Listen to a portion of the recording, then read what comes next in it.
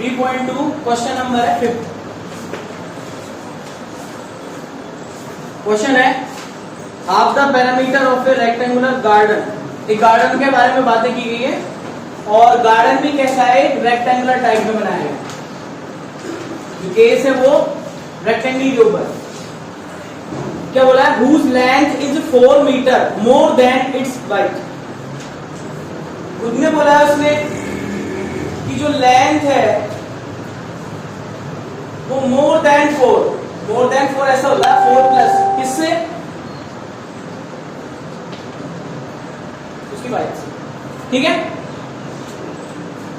एक तरह से अगर क्वेश्चन को देखा जाए तो उसमें एक केस नहीं दे रखा है और क्या बोला हुआ था, half the parameter of A rectangular garden. Half parameter इसने खुद ने बोला था और वो 36 बोला जा रहा है। कितना बोला जा रहा है, 36। तो इसमें दो तरह के डाटा होते हैं। जब भी ऐसे क्वेश्चन आते हैं रेक्टेंगल बेस, स्क्वायर में ओनली एक ही डाटा होता है और रेक्टेंगल में कितने होते हैं, दो तरह के होते हैं। तो अब इनसे लेट करना स्टार्ट कर दो। तो हम ये बोलेंगे कि let the length of the rectangle कितना बोला जाएगा, x, और कोई ना कोई यूनिट होगी इसके साथ। अब देखो जो 36 में जो यूनिट है वो लगा देंगे, x मीटर हो गया। सेम प्रोसेस विद y को हमने क्या ले लिया है, y मीटर। दोनों वेरिएबल हो गए। एक केस तो उसने ये बोला है जो क्लियरली दिख रहा है इसमें। अब ये केस बोला हुआ है, देखो उसने क्या बोला है, length is 4 metre more than its height. अब लेंथ आपने क्या लेट किया था, x 4 मीटर, किससे, हाइट क्या था आपका y। तो इक्वेशन बन गई। एक इक्वेशन आपके ये बन रहा है x। अगर मैं इसको थोड़ा सा अच्छे से लिखना चाहूँ, वैसे तो आपका ये मैं फर्स्ट बोल रहा हूँ, अगर कोई इसको अच्छे से लिखना चाहे तो बोल सकता है x minus y equal to 4। ये क्या है आपका एक इक्वेशन है, इसके आंसर करता हूँ। देखो बन गया, एक इक्वेशन ये बन गया। फिर देखो दूसरा क्या बोल रहा था, उसी ने बोला था कि रेक्टेंगल का क्या होता है, रेक्टेंगल में एक कॉन्सेप्ट चलता है जिसको हम बोलते हैं पैरामीटर। अब रेक्टेंगल का पैरामीटर क्या होता है, बोलो बोल के बताओ क्या होता है, 2l प्लस b होता है, यही होता है ना। अब लेंथ और विड्थ तो आपने लेट किए हुए हैं, देखो चाहे तो डिनोट कर सकते हो लेंथ और यहां बोल दो ब्रेथ, या आपने डिनोट किया हुआ है x और y से। तो इसने क्या बोला है, सेकंड सिचुएशन बोला है हाफ ऑफ द पैरामीटर, और वो कितना है 36। ये मीटर यूनिट ही लगा रहे हैं, कैलकुलेशन के टाइम में मत लगाओ। एक बार लिखना चाहो लिख सकते हो, ये मीटर में है। बाकी का हाफ ऑफ द पैरामीटर, यानी जो फुल ऑफ द पैरामीटर है वो क्या है, 2l प्लस b। यानी हाफ का क्या होगा, देखो फॉर्मूला लिख दूं, हाफ ऑफ द पैरामीटर होगा 2 लेंथ x, ब्रेथ कितनी है y, और इसका क्या करना है, हाफ करना है। ये तो बोल रहा है फुल क्या होता है 2 लेंथ और ब्रेथ प्लस में, तो मैंने ये किया था। अब उसका हाफ करना है तो उसे डिवाइड लगा दो, सिंपल में ये हो गया। और कितना बोला जा रहा है उसे 36। ये देखो ये 2 से ये 2 cancel, x plus y equal to कितना निकल के आ रहा है यहाँ पे 36। अकॉर्डिंग टू क्वेश्चन समझने की दिक्कत नहीं होनी चाहिए। वर्ड प्रॉब्लम वाले क्वेश्चन है, वर्ड प्रॉब्लम वाले क्वेश्चन में अब आहिस्ता आहिस्ता चलो, जो उसने प्रिपरेशन की हुई है उस अकॉर्डिंग चलना है।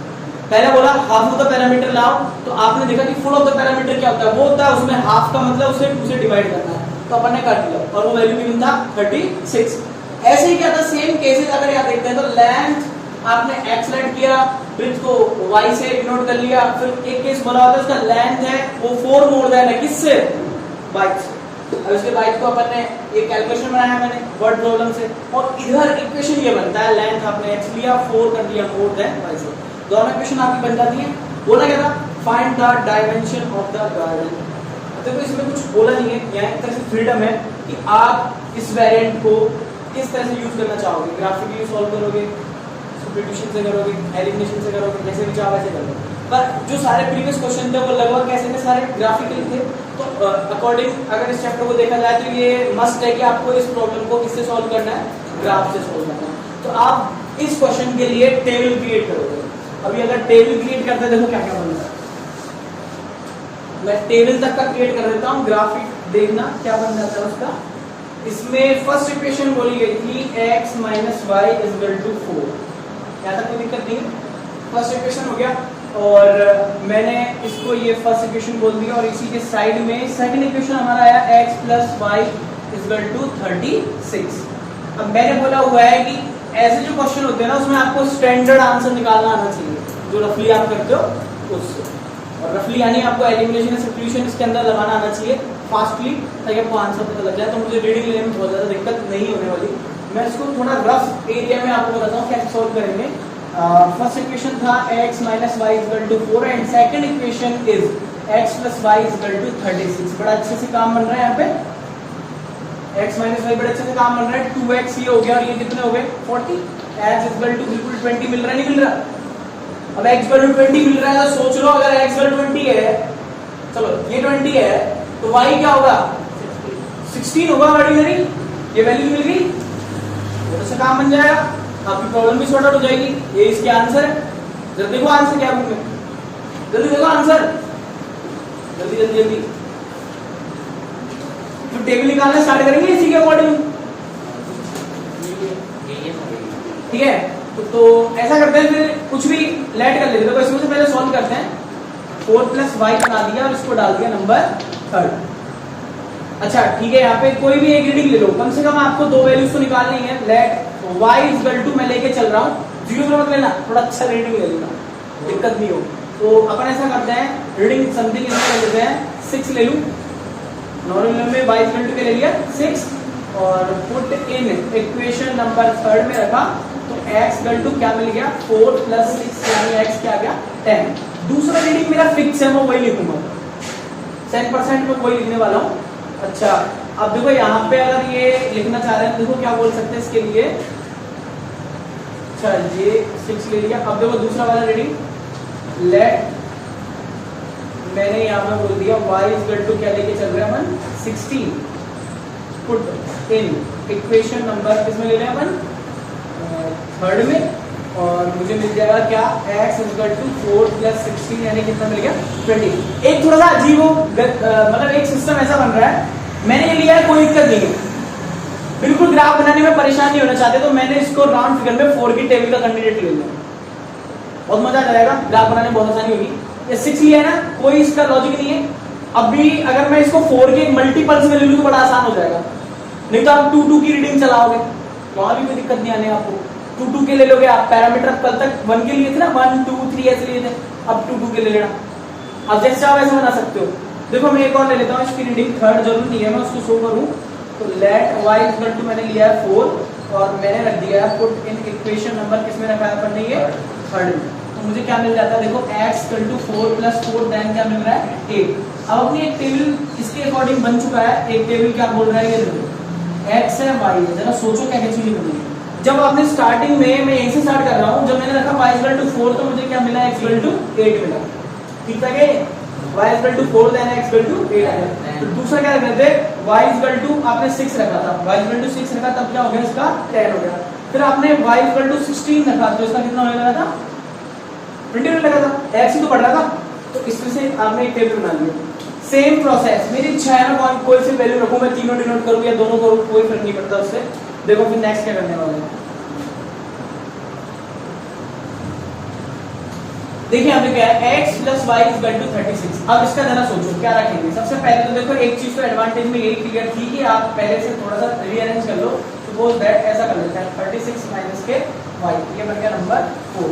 अब क्या करने वाले हो, अब आप सिलेक्ट करोगे, केसेस सिलेक्ट करोगे। तो हमने क्या किया स्टार्टिंग में इसमें ऐसा करते हैं let y is equal to, यहाँ भी मैंने 4 रख के देखो y इज इक्वल टू 4 या फिर और कुछ रख सकते हो आप, y इज इक्वल टू 4 और ये डाला है इक्वेशन नंबर 4 में और यहाँ से मिलता है x इक्वल टू 36 माइनस 4, तो ये मिलता है लगभग कितना 32 मिल गया।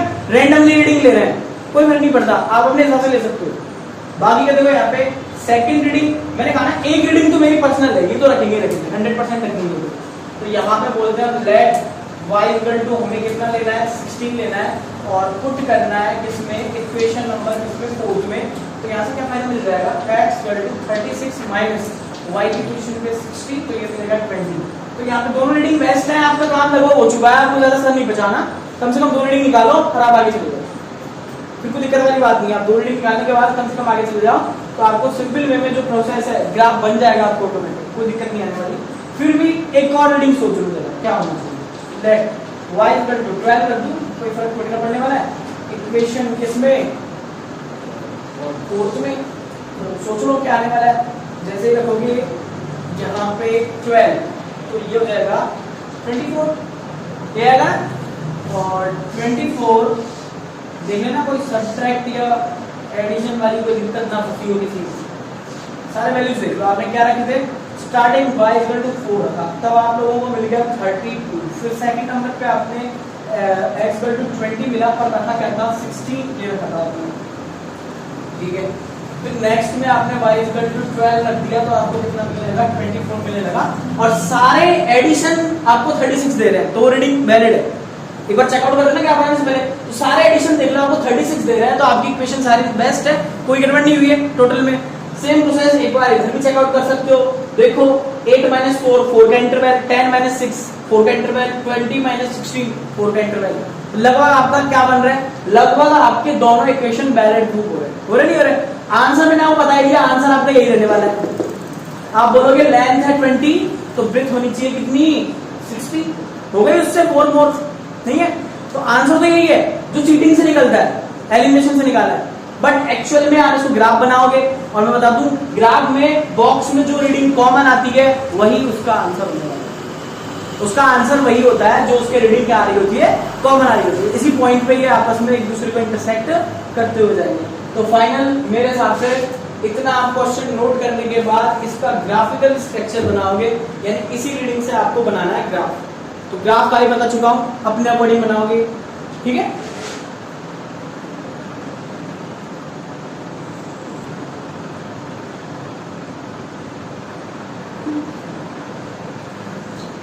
देखो क्वेश्चन क्या बोल रहा है, नेक्स्ट क्वेश्चन है question number 6, given linear equation. एक लीनियर इक्वेशन जैसे कि आप अभी तक सॉल्व कर रहे हो, कम से कम एक पेयर हो रहा है पूरा, दो इक्वेशन मिल रहे हैं ना आपको, क्योंकि चैप्टर का नाम ही है लीनियर इक्वेशन इन 2 वेरिएबल, है ना, डबल वेरिएबल वाले, और कम से कम पेयर तो चाहिए।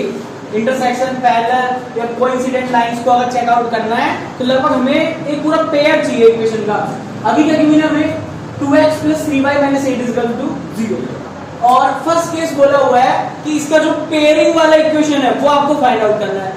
इसके पेयरिंग में कौन सा इक्वेशन होगा, इसके लिए पहली कंडीशन है, फर्स्ट कंडीशन है intersecting lines, second condition given है पैरेलल लाइंस, और थर्ड बोल रहा है कोइंसिडेंट लाइंस।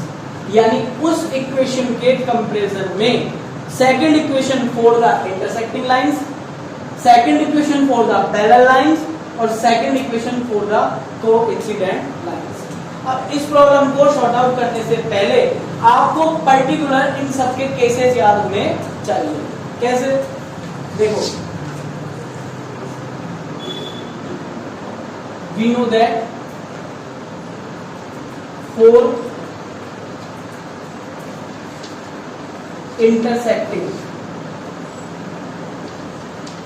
lines केसेस होता था A1 A2 नॉट इक्वल हुआ करता था B1 B2, याद है,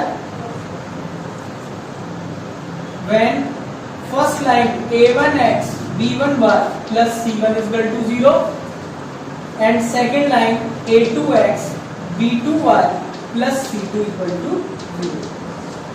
दिमाग में कुछ आया, जब दो इक्वेशन ऐसे हुआ करते थे तो इंटरसेक्टिंग के लिए उन दोनों में x वाले वेरिएंट के रेशियो y वाले वेरिएंट के रेशियो, अगर इन दोनों के रेशियोज नॉट इक्वल आ जाए तो वो केसेस क्या हो जाता था, इंटरसेक्टिंग लाइंस के लिए हो जाता था। अब सपोज दैट आपका जो इक्वेशन है वो क्या है, देखो 2x + 3y - 8, ये आपकी क्या है, फर्स्ट इक्वेशन।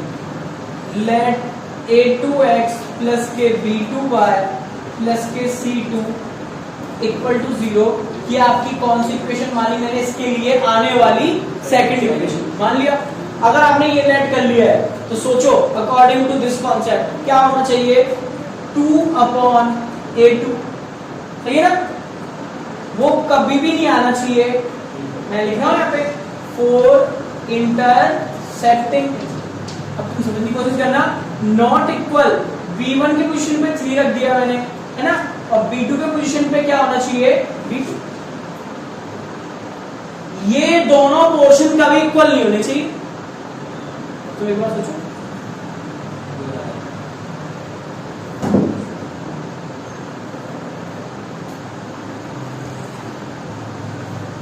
तो ये दोनों इक्वेशन इक्वल नहीं होने चाहिए।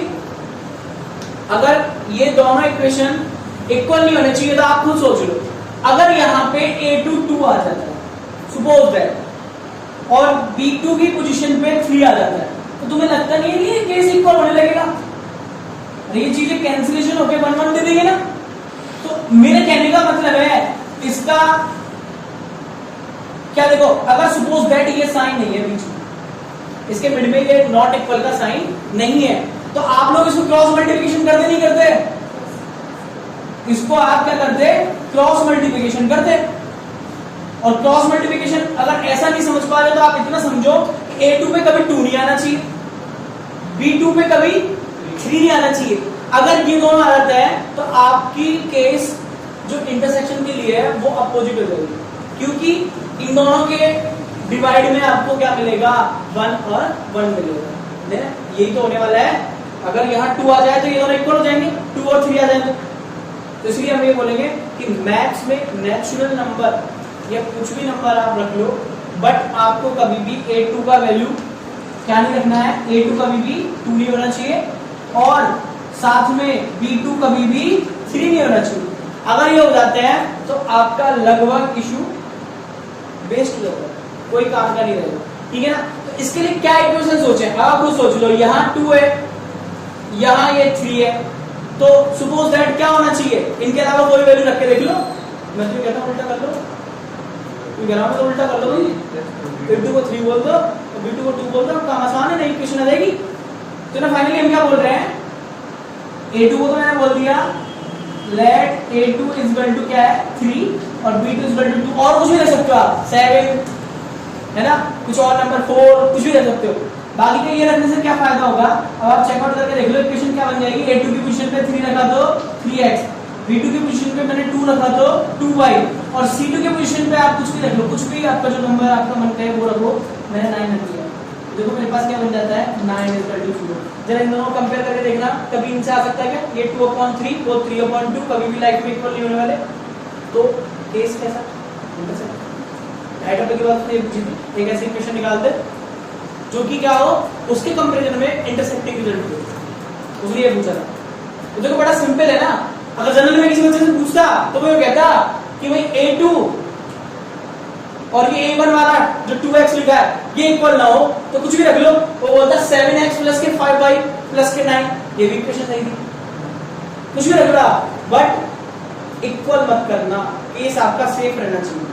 तो मैंने देखो कौन सी इक्वेशन निकाली, 3x plus 2y is equal to 9, वो एक ऐसी इक्वेशन है, इसके और उसके कंपैरिजन में आपको इंटरसेक्टिंग केसेस मिलेंगे। सेम केस और पैरेलल लाइंस, देखो क्या पैरेलल लाइन के लिए हम लोगों को पता था,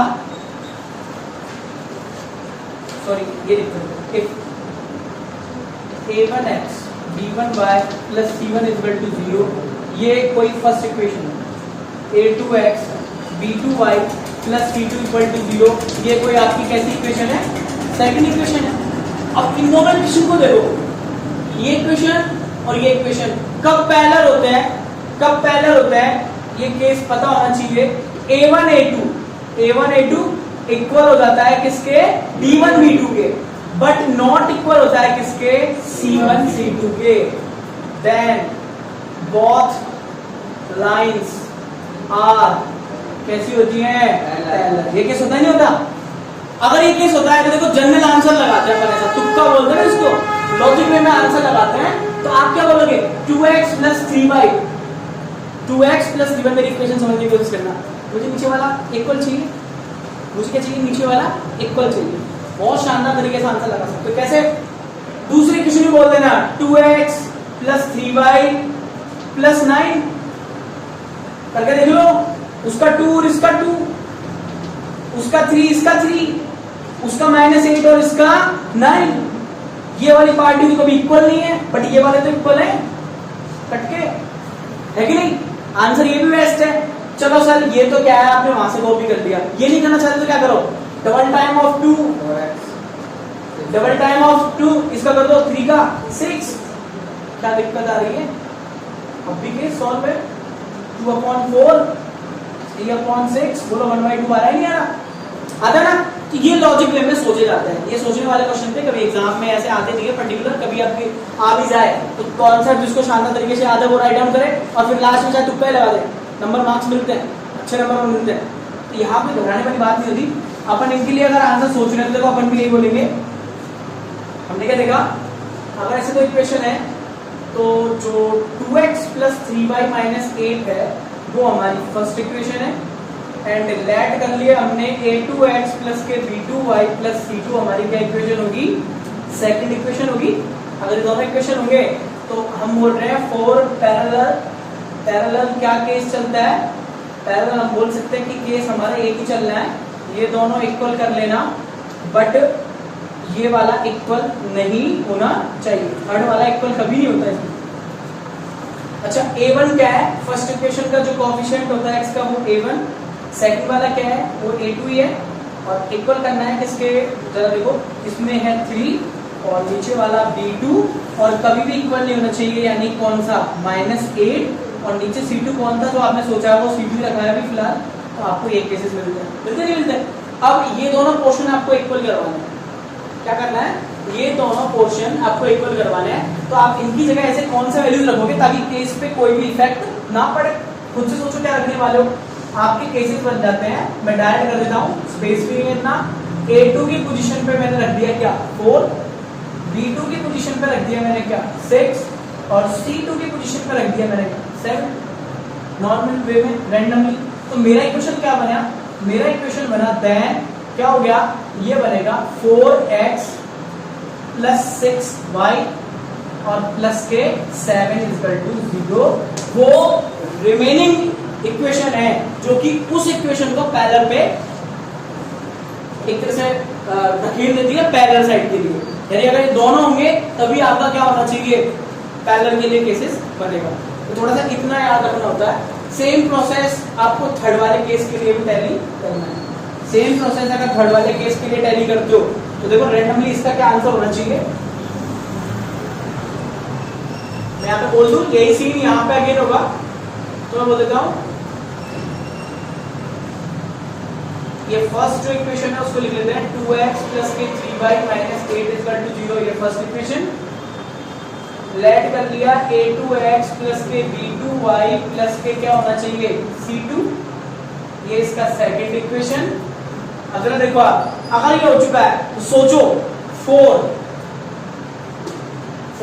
कोइंसिडेंट, याद करो मैंने बताया था क्रिकेट की पूरी टीम, और कोइंसिडेंट लाइंस की अगर कंडीशन है तो वो यूं कहती है कि a1 a2 के रेशियो, b1 b2 के रेशियो और c1 c2 के रेशियो क्या होने चाहिए इक्वल। और इनको इक्वल लाने के लिए आप कर क्या सकते हो, इनको इक्वल लाने के लिए आप सिंपल वे में 2 3 - 8 का चल रहा है, डबल टाइम में ट्रिपल टाइम में उसकी टेबल का पोर्शन बना लो, सेम आ जाएंगे। अब मैं सिंपल वे डबल टाइम ही कर रहा हूँ, देखो जरा, ट्रिपल टाइम भी कर सकते हो आप, कोई फर्क नहीं पड़ेगा। देखो कैसे, यहाँ पे a1 कितना है 2 a2, b1 कितना है 3 b2, और c1 कितना है -8, नीचे कौन है c2। सोचो क्या लिखना चाहिए, ये पोजीशन पे क्या आना चाहिए, लेट क्या बोल सकते हैं अपन, a2 को देखो 4 करना, b2 को 6 करना, c2 को -16 करना। और अगर ये चीज लेते हैं तो देखो क्या हो जाएगा, -60 लेने पर एक बार कंक्लूजन आप निकाल के खुद से देख लेना, मैं तो इक्वेशन लिख रहा हूँ। a2 प्लेस पे आपने क्या 4 लिया, 4x + के 6y - के 16 = 0, वो सेकंड इक्वेशन होगी जिसके प्रोसेस में फर्स्ट वाली इक्वेशन उसके साथ मिलके कोइंसिडेंट लाइंस का आपको केस देगी। तो मैं बता रहा हूं कि ज्यादा दिमाग लगाने वाली बात नहीं थी। अगर इसको शॉर्ट में मैं आंसर मारता तो मैं यही कहता कि इसमें ऐसे डाटा लाओ 2 3 - 8 के कंपैरिजन में दूसरी ऐसी डाटा लाओ ताकि जो स्टार्टिंग वाले हैं वो डिसमैच रहे। सेकंड वाले में वो 2 3 माइनस 8 हो गया। तो कुछ ऐसे डाटा लाओ A2 B2 की जगह जहां आपको स्टार्टिंग वाले मैच करने लगे, ठीक है ना, यानी इन दोनों को कैंसिल करें तो वही आना चाहिए जो B1 B2 को कैंसिल करने का है। और तीसरा केस यूं कहता है कि ऐसे डाटा लाओ नीचे यहाँ पे कि अगर इनमें रेशियोज देखे जाए तो वो तीनों ही यानी ऑल थ्री कॉन्सेप्ट क्या करें, A1 B1 C1 जितने भी है आपके तीनों केस ABC वाले वो कैसे होने लग जाए, मैच होने लग जाए। तो बड़ा नहीं था, बड़ा खुद से कर लिया, आंसर मतलब 3 मार्क। मैंने बोला था यहाँ पे आपको 3 मार्क का कराने वाला है। 3 मार्क में कितना आ सकता है मैक्सिमम उस हिसाब से लिखवाएंगे। बाकी का आपका 1 मार्क का आता है तो आप सीधा प्रोसेस बोलो कि ये कंडीशन होती है और इस अकॉर्डिंग ये इक्वेशन होगी डायरेक्ट, इतनी मेहनत करने की जरूरत नहीं, ठीक है ना। उस प्रोसेस में आप आंसर निकाल पाओगे।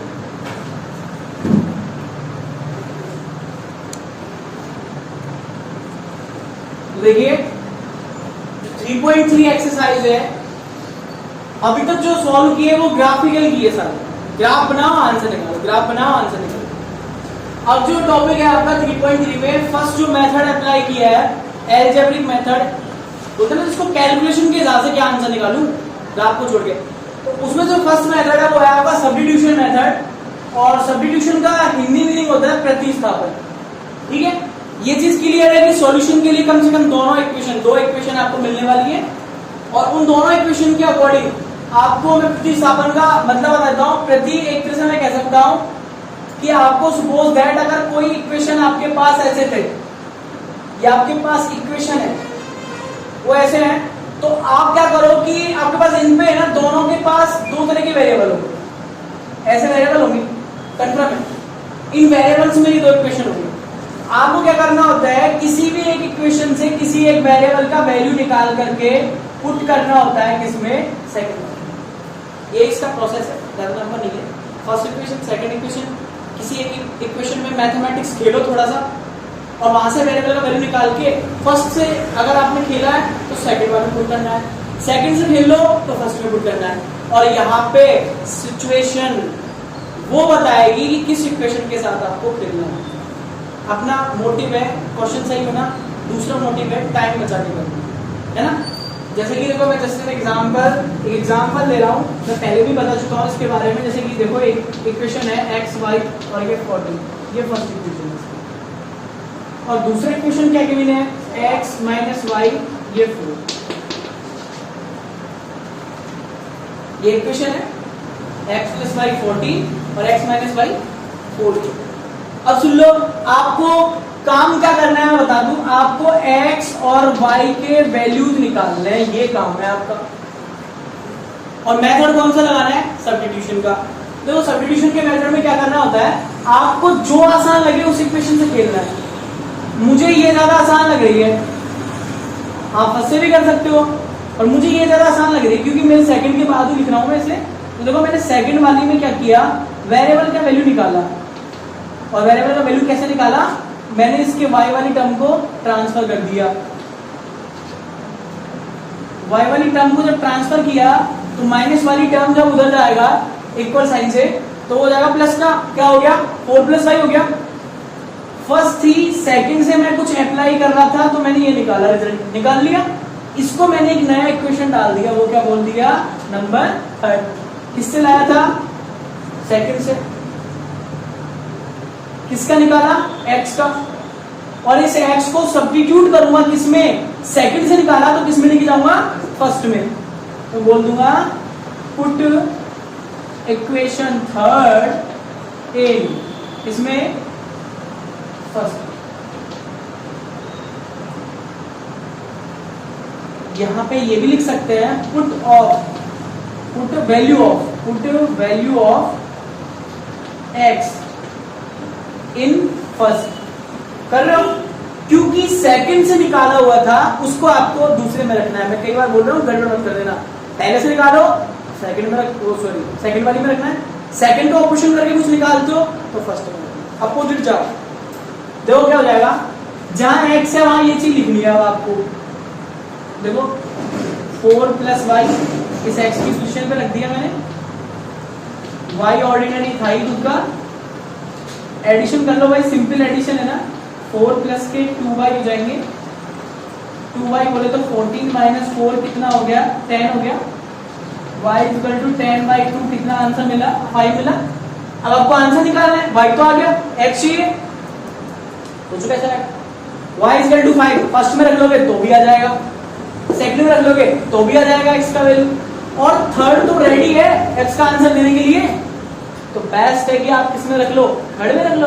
तो आप बोलोगे y equal to 5 put in equation number किसमें, थर्ड में, देन x 4 प्लस y के पोजीशन पे उसका value x equal to 9 and y equal to 5, बहुत ज्यादा आंसर।